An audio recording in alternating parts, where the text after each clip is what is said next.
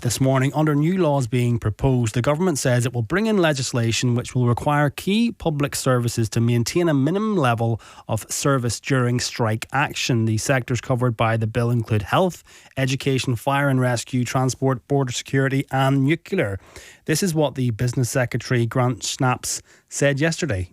That there has to be a minimum safety level that people can expect even on strike days, particularly in areas like healthcare, making sure that an ambulance can turn up, for example. That's very patchwork at the moment. Other modern European economies all have minimum safety levels, and we've announced that we'll be introducing those in legislation, in law, today as well. A number of trade unions have said that this will affect their members' human rights.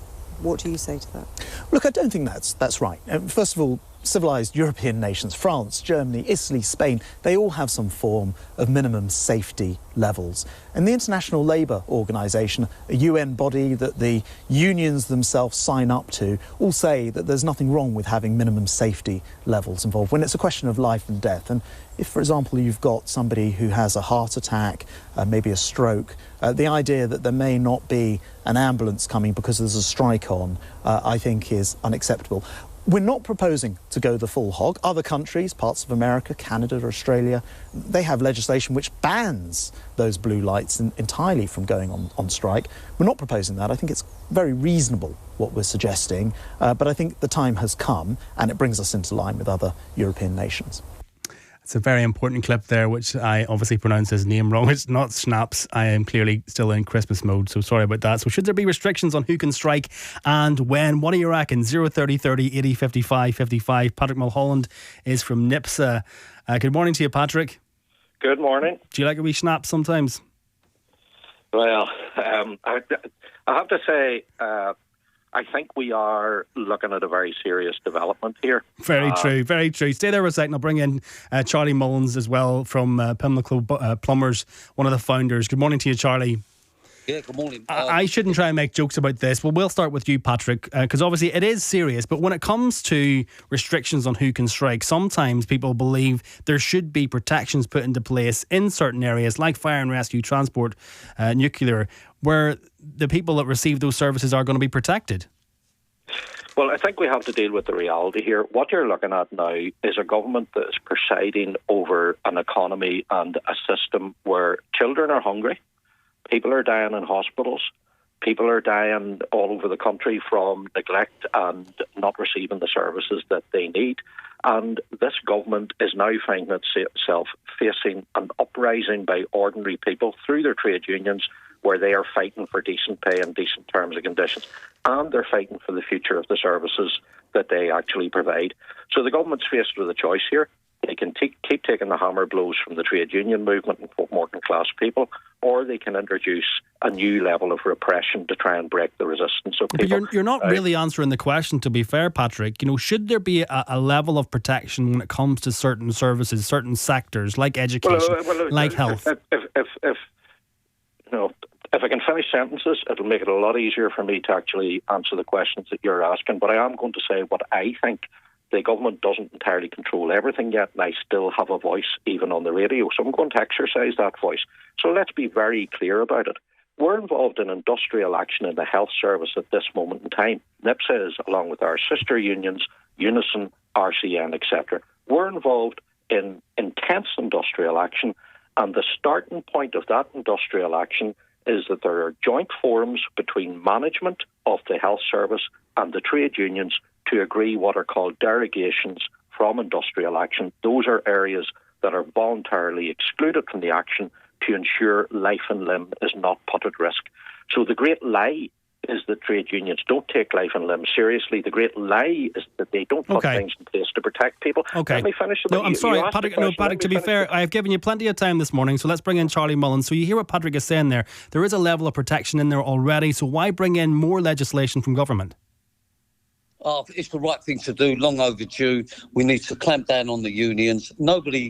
Strikes are old-fashioned. It doesn't resolve anything.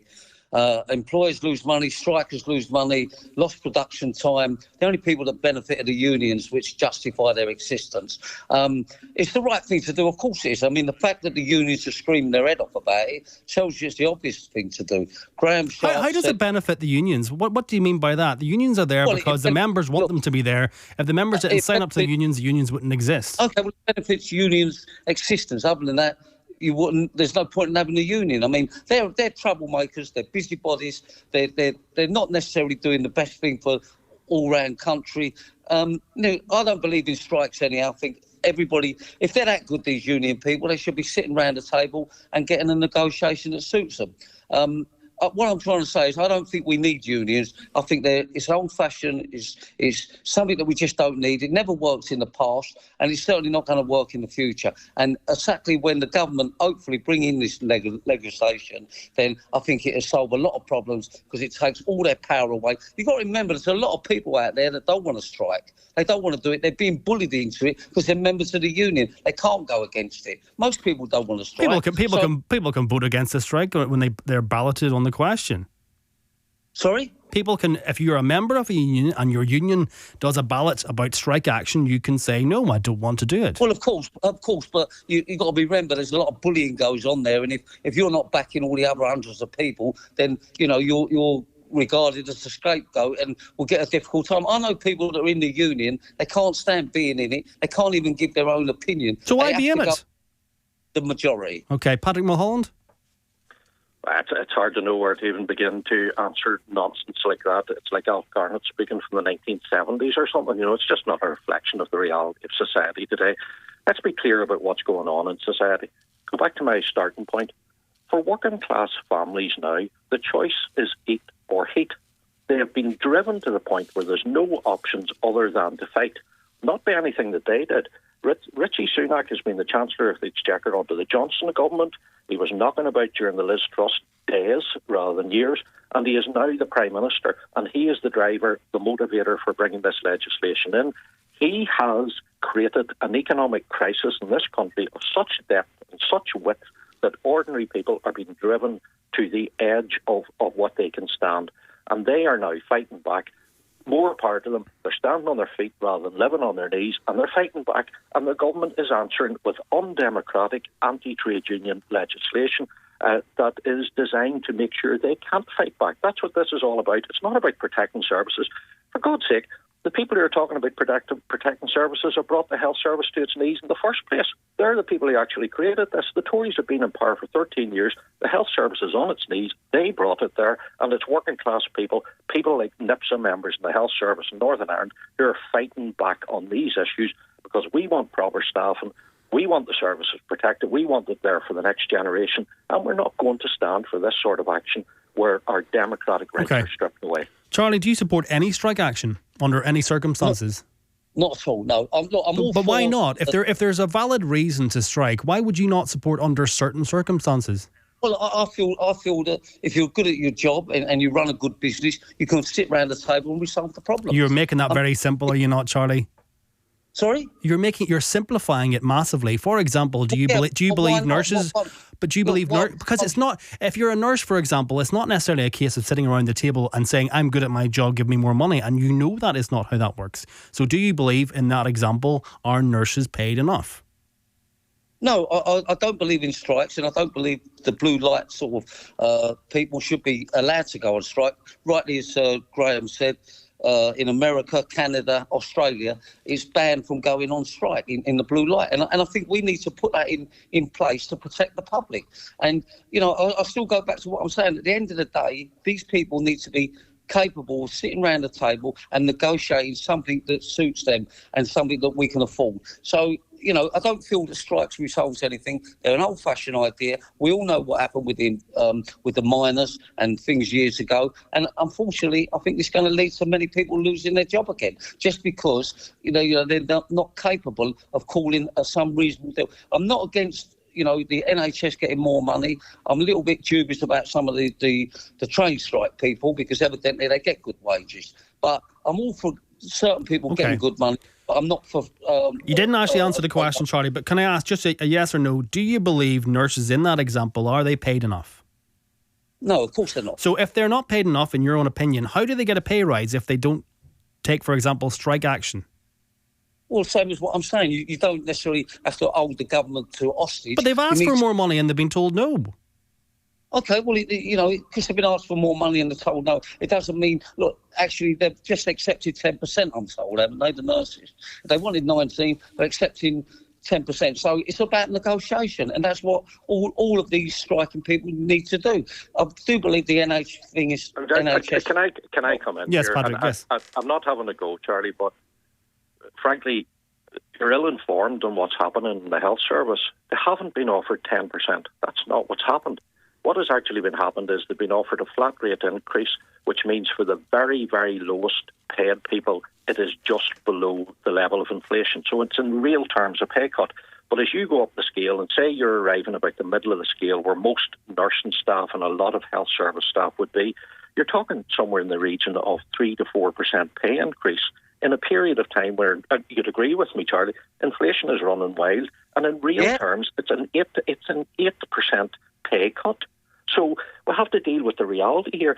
And the problem here is not that the unions won't negotiate and workers won't negotiate. The unions and the workers are standing at the door going, government, will you negotiate with us? They won't negotiate. They won't deal with us. They won't talk to us. So what do you then do? How do you actually engage? It's okay.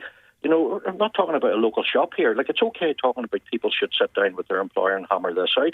You have to deal with the harsh reality here. What's on the table is a real terms pay cut for people who are already using food banks, a real terms pay cut, and a government that won't negotiate. Okay, let's go to the phones. Jared, good morning to you, Jared. Good morning. Go ahead. I'm just ringing up. First of all, I'd have to say Grant Shapps is talking puerile nonsense. I mean, if you listen to what he'd said, that the legislation would bring them into line with all other European countries. Like, newsflash, Graham, you left Europe. You made a big deal of leaving Europe and trying to have nothing to do with Europe. So why now just cherry pick the part that suits? I mean, there are other, down south, what they're actually proposing is maybe having mandatory overtime for consultants and doctors to try and deal with the problems, as opposed to going the other way that Britain seems to be trying to do. I mean, perhaps they may want to try something like that. Charlie? Look, again, if I'm had misinformation, but what I'm reading on the website is that they've accepted 10%. And again, I'm not saying they don't deserve it. Of course they deserve it. I mean, if anybody deserves it, it's the NHS workers. But all I'm just saying is, I don't feel... Charlie, they haven't accepted 10%. You're just wrong. That's just wrong. Well, I'm going by the website. I mean, No, but it's just wrong. It's not true. I don't know what website you're talking about. On that There's case, then... let's in the health service at the minute because people have not accepted the pay situation. Oh, okay. All right, well, let's say the website's wrong, not me. And the way you're stating that it's 10% is wrong as well. I'm not...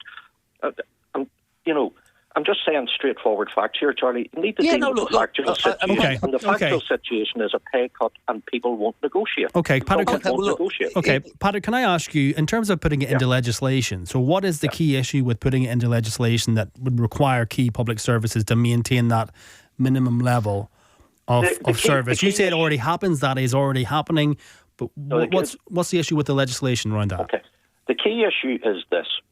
What is happening here is a fundamental shift in the democratic rights of people in this country. What this is about is removing the democratic right to withdraw your labour. The foundations of democratic rights are things like a free press, the right to elect your government, etc., but it's also the right to withdraw your labour. This is a stepping stone towards removing that right. And let's be honest about it. Is there anybody on this call that thinks it would stop just with these essential workers? Of course it's going to roll further. Of course it's going to be used to repress the trade union movement. And the reason they want to introduce this legislation is that they are driving down wages, driving people into poverty. They know there's going to be an uprising. They know there's going to be resistance, and they're trying to introduce legislation to break that resistance. Now, on the issue of protecting people, let's be absolutely clear about this. In every single industrial dispute where workers in essential services are engaged in action, they put in place mitigations to protect life and limb. That is a fact. Okay. That's a fact. This isn't about that. It's not about it. It's a Trojan horse. It's opening the door to repress trade unions and drive trade unions underground. But let me be clear about something. Very quickly, Patrick, if you can. This will bring forward resistance. This will bring forward an We'll have to leave it there. Patrick Mulholland from NIPSA, thank you very much. And Charlie Mullins from Pimlico Plumbers, one of the founders, thank you very much indeed.